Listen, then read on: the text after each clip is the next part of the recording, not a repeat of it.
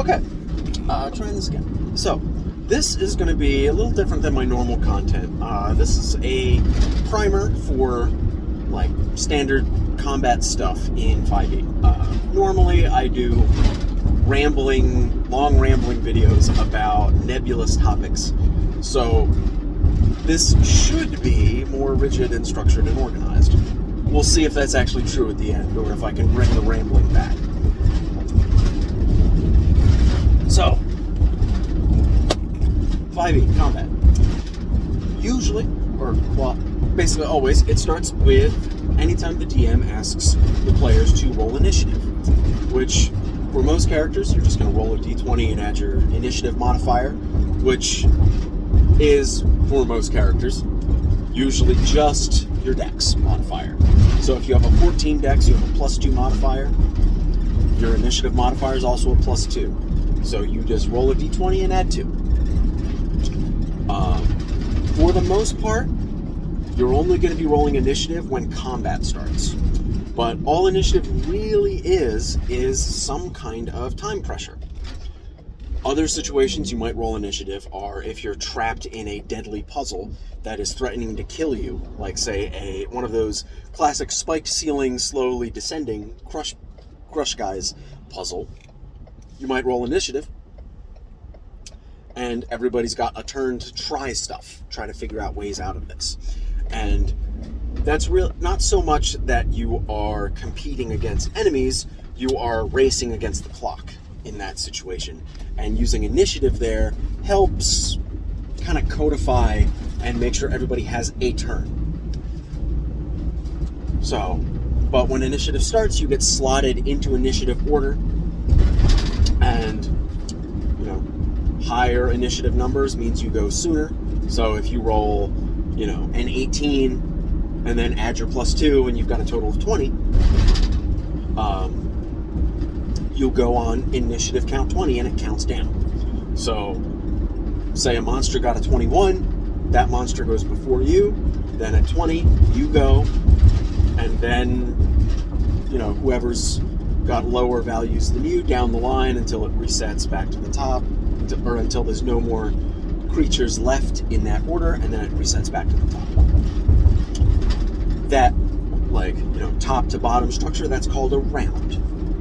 When it comes to when your count comes up, that's called a turn. That's your turn.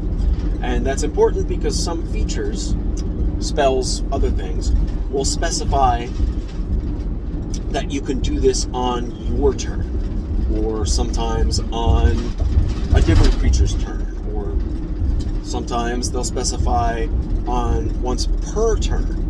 That means if you can find a way to do this thing when it's not your turn, you can still use that feature, usually via reactions in some way, which I'll get into. So, on your turn, there are more or less 5 things you can do, and the 5th thing doesn't have to be on your turn, but it can be your turn. It's usually used on other creatures' turns. So the first one is your movement. Usually just called movement, sometimes it's called movement action. There's a lot of different, people call it different things. And this is just, your character has a certain movement speed, usually around 30. And you can move up to your speed in whatever direction you want. And something some players don't know is you don't have to use your movement all at once. Say you can move, like if you have a 30-foot movement speed, you can move 10 feet, you can use your action, your other things, and then you can move the remaining 20 feet in another direction, or you don't have to use all your movement. You're not forced to use any of your movement, unless another feature explicitly says that you have to, which comes up. And next, you have the big one, your action. Your action is the main meat of what anyone is going to do at any time. This includes stuff like attacking, spells, basically like any big thing you're going to do. This is like the main meat of combat. And usually, if something requires you to use an action, a lot of the time, it better be good, whatever it is, because that's like your action. You can think of your action as like 70 to 80% of the impactful activity that you'll have on your turn. And sometimes you might have features that are good, that are cool, but they take a whole action. So you might find yourself not using them. And that's a thing. Like, typically, if you're, say, like a barbarian, you're going to want to attack every turn, for example. If you have some small item that will give you a minor benefit, but it takes your whole action, you might think twice about using it once you start to understand and get a feel for the combat a bit more. But sometimes that taking your full action is going to be worth it if it gives you a long-term benefit. So there's nuance there. Next is what's called a free action. And a free action is a little weird. It kind of relies on the DM more than any other actions, because free actions are relatively minor things that don't take a whole lot of time. They're things like drawing a weapon, opening a door, or opening an unlocked door, stepping over a minor obstacle, things like that. So it's like, you can do like one of these for free on your turn, but if you have to do a bunch of them, then it's going to like take your action, for example. A lot of the time, players will think that like using an object is a free action, and sometimes they are if they're a relatively minor object. But if it's something more impactful, like say drinking a potion, using like a wand of fireballs, things like that, like things that let you cast spells, those are usually actions instead. And sometimes those things get what are called homebrewed to use a different action, especially like potions. But I'm not going to talk too much about homebrew stuff here. Next up, bonus actions. Bonus actions are highly contextual actions that you can usually only do if you have a feature, a spell, or something else that allows you to do this thing as a bonus action. And it's usually written in the feature. For example, a barbarian's rage feature. It specifically says, as a bonus action, you can enter a rage. So, specifically, yes, you can do that. As a bonus action, you can enter a rage. And there's nothing in the rule set, there's nothing in the rules about doing bonus actions as full actions instead. Like, there'll be situations where you might want to do two things that are normally a bonus action. But you only get one bonus action on your turn, and you kind of have to choose between them. Like, let's say you are a weird-ass multi-class... let's say you're not. Let's say you are an Aasimar druid. And Aasimar is a player race that's like a half-angel. And they get a bonus action, angelic transformation, where they sprout wings and they do shit. And let's say you are a Circle of the Moon druid, which, as a bonus action, you can wild shape and turn into a bear. Well, let's say you want to do both of those things on the same turn. The way the Moon Druid wild shape is written, it suggests that you can only wild shape as a bonus action instead of the full action that it is for the base class. And in that situation, usually the DM will kind of rule, say, yeah, you can do that as a full action if you want. If you want to wild shape and angelic transformation on the same turn. Or you just wait till next turn. But other cases where you might want to do two things that are bonus actions on the same turn, that's up to DM fiat, and they might let you do that. Because usually that's not that big a deal. And bonus actions are meant to be very quick little extra things you do. And then finally, you have what's called the reaction. And reactions are usually spent, or rather used, on other creatures' turns. The most common thing are either opportunity attacks, when a creature tries to run away from you and you can smack them as they leave. Or, one of the most common ones, the 3rd level spell, Counterspell, which you can use if you have that spell and are capable of casting it. You can do that as a reaction when another creature you can see within 60 feet of you casts a spell. You can point at them and say no. Typically, that's what that spell does. Those are like 2 of the most common reactions you'll see. There are many other reactions, but they're always contextual. They're, again, something that a class feature, a spell, or a magic item allows you to do.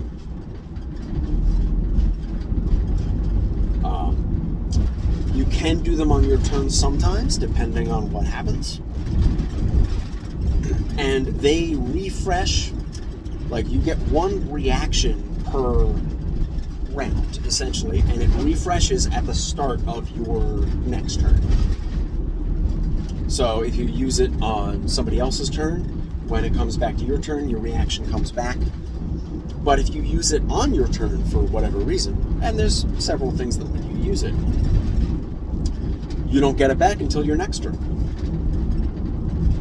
So typically, what a lot of characters are going to want to do, they'll use their movement to get into a specific position.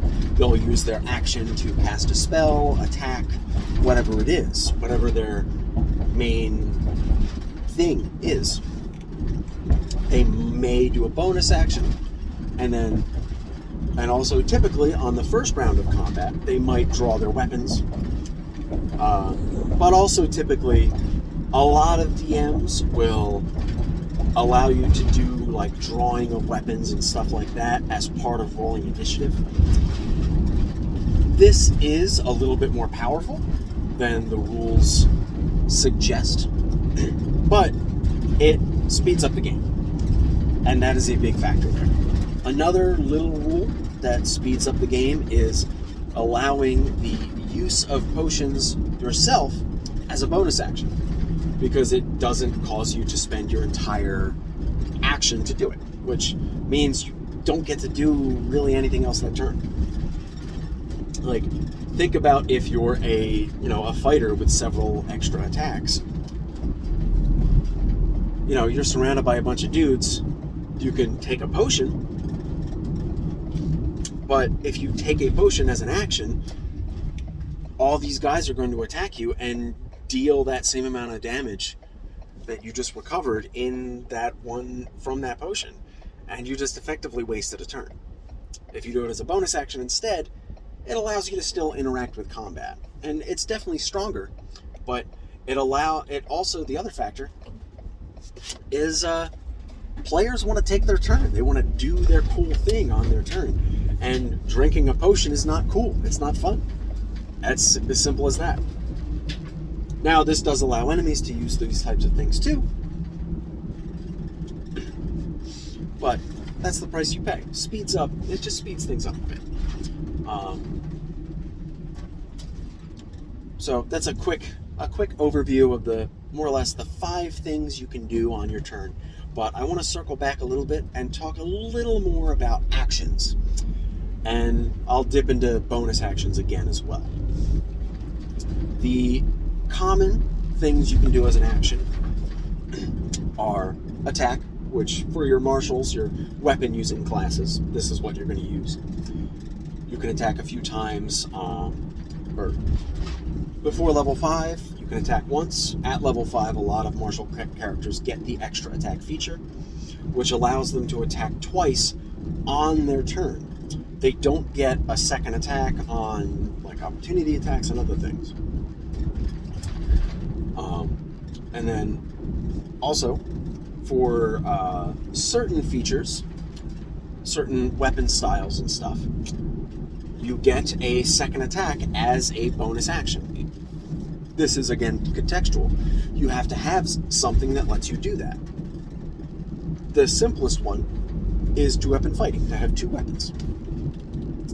Those weapons have to be light, and you have to be proficient with them. But under normal rules, you can, when you take the attack action with one weapon, you can spend your bonus action and take another attack with your offhand weapon. And there's a lot of problems with this mechanically, and in particular, all the games that I play in, we rule it as if you have the fighting style or the dual wielder feat, either one. Instead of spending your bonus action to do that offhand attack, it's just part of your attack action. It frees up that character's bonus action for other things, and it's less clunky. Other things that let you do attacks as bonus actions are Crossbow Expert and Polearm Master, 2 feats that allow you to take a specific kind of bonus action attack if you're using a certain type of weapon. These are some of the strongest feats in the game. They're really good. Next, as far as common or the main actions you might take, is cast a spell. Now, you need to have spells to cast, and they could either be a cantrip, which is a level 0 spell. It doesn't cost anything. You can do it at will, which is language that gets used sometimes. If something is at will, it just means you can do it without spending a resource to do it. Technically, the attack action is an at-will action. So sometimes you might see language like that used. Like, say, at-will damage. Like, I use that occasionally. And that's stuff like cantrips, fighters swinging weapons around. But also, sometimes you might do leveled spells, like an ice knife, or a level 3 spell, a fireball. Those are leveled spells. They cost a spell slot to use, but they're otherwise the same. There is a weird caveat. Certain characters and classes gain abilities that let them cast spells as a bonus action, namely sorcerers with the quickened spell Meta Magic. They can spend some sorcery points and cast a spell as a bonus action. Per the normal rules, when you do that, if you cast a spell as a bonus action, and then you go to cast another spell as an action, the only spell you can cast is a cantrip. So the way that effectively works is if you cast a spell as a bonus action, or if you cast some kind of spell as a bonus action, you then can own then the second spell, or once, let me rephrase. Once per your turn, you can only cast one leveled spell, more or less. Some tables change that rule a little bit, say like if you can't cast more than one spell over level 2 per turn. There's some nuance there, but don't worry about it too much until it comes up. Some tables just kind of ignore that rule entirely and just let you cast 2 fireballs in one turn. And as far as I'm concerned, that's fine. You're using up all those resources in one turn. You're blowing shit up literally, using all your resources very quickly. And if I'm the DM, I'm going to be throwing more than just like one combat encounter at you anyway, per long rest. So you might want to save that fireball. So it's like a weird, nuanced, complicated rule, but don't worry about that too much. It can be explained in the game, if it even comes up. Then next, your action can be used for the dash action, which allows you to move, or basically doubles your speed, or it adds, you can move up to your base speed. And it's specifically written that way, like you can move up to your base speed as an action. Because it would interact in weird ways with other features that increase your speed or add speed. And, it gets really complicated, but dash just lets you move again, basically. At the basic level, it just doubles your speed. It technically doesn't do that. It's more complicated than that, but it basically just doubles your speed.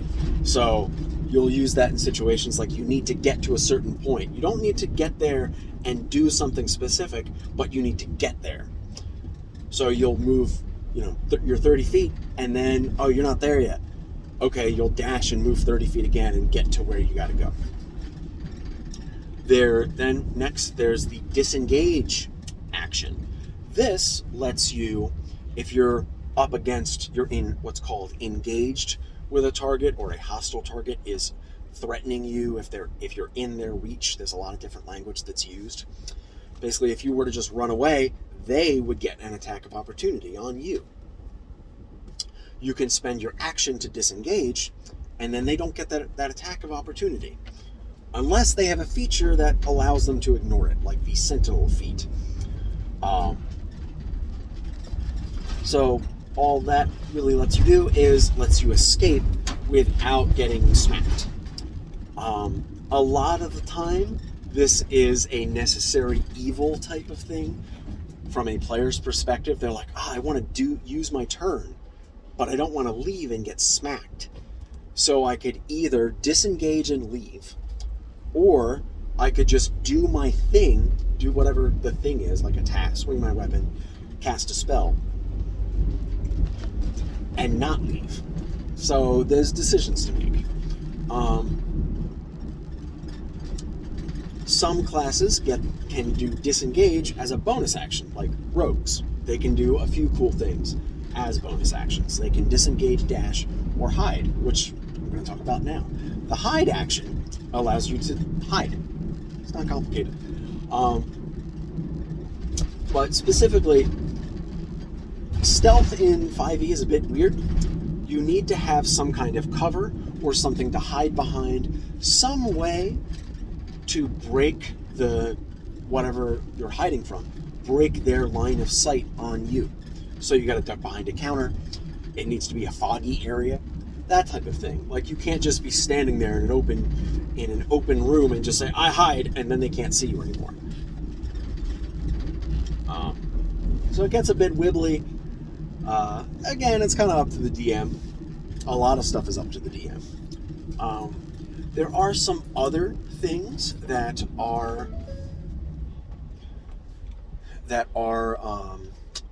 full actions, but they don't get used as much, like the search action. This is a really boring action to look around and look for something as an action, especially in the middle of combat.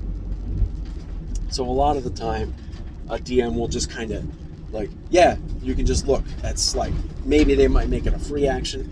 They might not make it anything. But, there's some other things. Oh, use an object, which is just use an object that actually requires an action.